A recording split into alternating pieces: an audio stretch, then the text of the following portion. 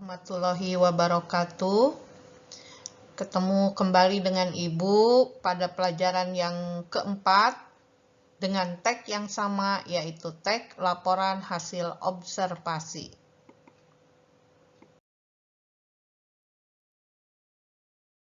Keempat ini Ibu akan bacakan pantun kembali.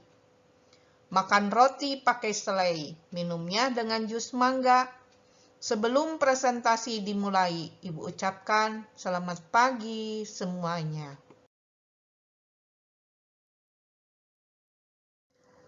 Pelajaran kali ini adalah KD 4.2, yaitu menyusun tag laporan hasil observasi. Akan ada dua indikator atau tujuan yang akan kita capai pada hari ini.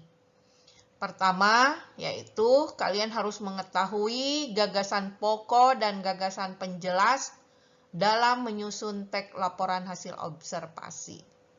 Berikutnya, kalian harus mampu menyusun tag laporan hasil observasi dengan memperhatikan isi dan kaidah kebahasaan. Pembelajaran pertama yaitu tentang gagasan pokok dan gagasan penjelas dalam menyusun tag laporan hasil observasi. Sebuah tulisan atau tag itu terdiri dari gagasan. Ada gagasan pokok dan ada gagasan penjelas. Sebelum menyusun tag laporan hasil observasi, kalian diharuskan menentukan terlebih dahulu gagasan pokok dan gagasan penjelasnya dari sebuah tag laporan hasil observasi yang akan kalian susun. Mengembangkan tag dimulai dengan menuliskan gagasan-gagasan pokok tersebut terlebih dahulu. Setiap gagasan pokok kemudian dikembangkan menjadi sebuah paragraf yang ditambah atau diberikan gagasan-gagasan penjelasnya yang menjelaskan gagasan pokok tersebut.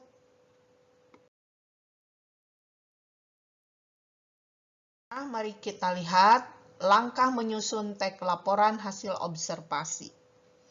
Pertama, kalian harus menentukan topik masalah yang akan diamati atau diteliti.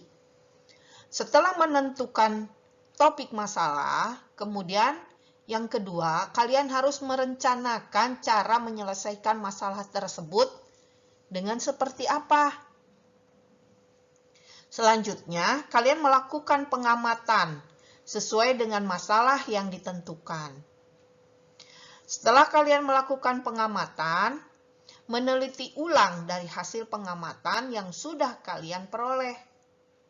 Setelah itu semua, barulah kalian membuat kerangka laporan hasil observasi. Dari kerangka laporan tersebut, kemudian kalian susunlah menjadi laporan hasil observasi yang utuh.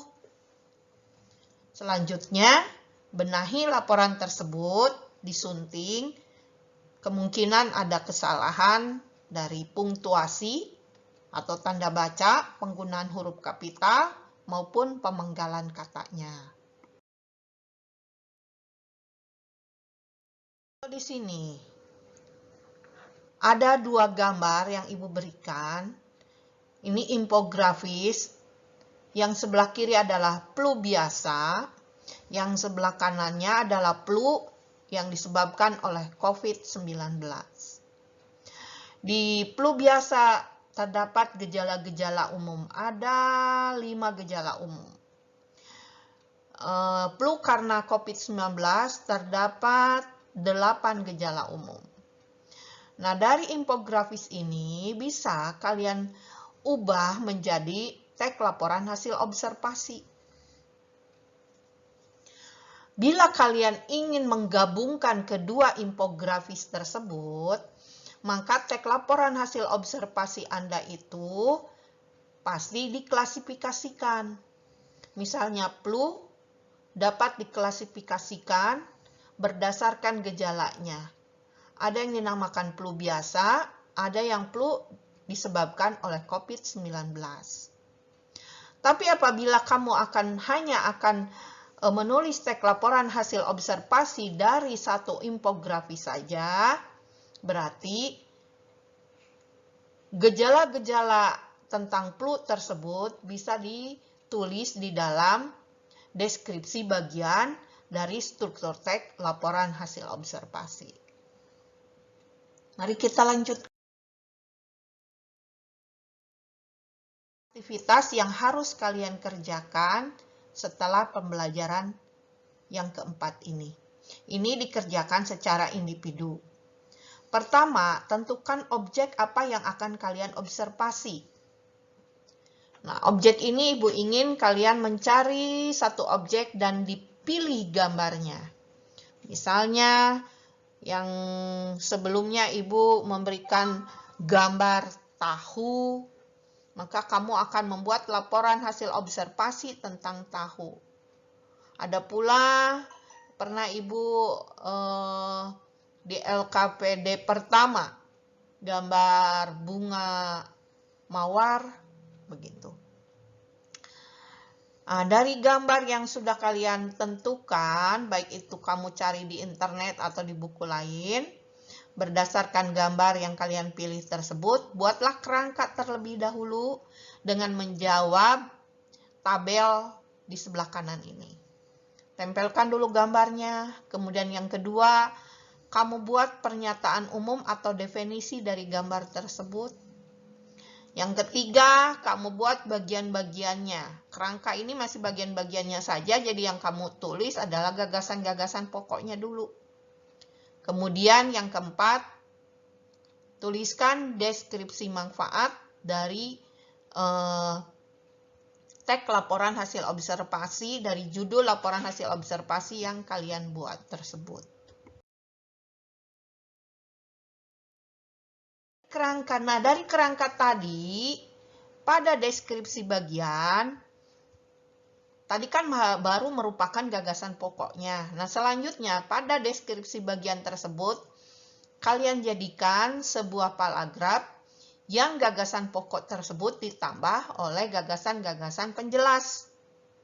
Sehingga menjadi paragraf, setiap gagasan pokok tersebut menjadi paragraf yang utuh. Susun kembali kerangka tersebut di dalam kolom ini sehingga menjadi karangan teks laporan hasil observasi yang utuh. Perhatikan struktur teksnya dan perhatikan kaidah kebahasaannya. Mungkin seperti itu LKPD yang keempat ini. Ada pertanyaan? Baik, kalau ada pertanyaan silakan Anda acungkan tangan atau tuliskan komentar di bawah.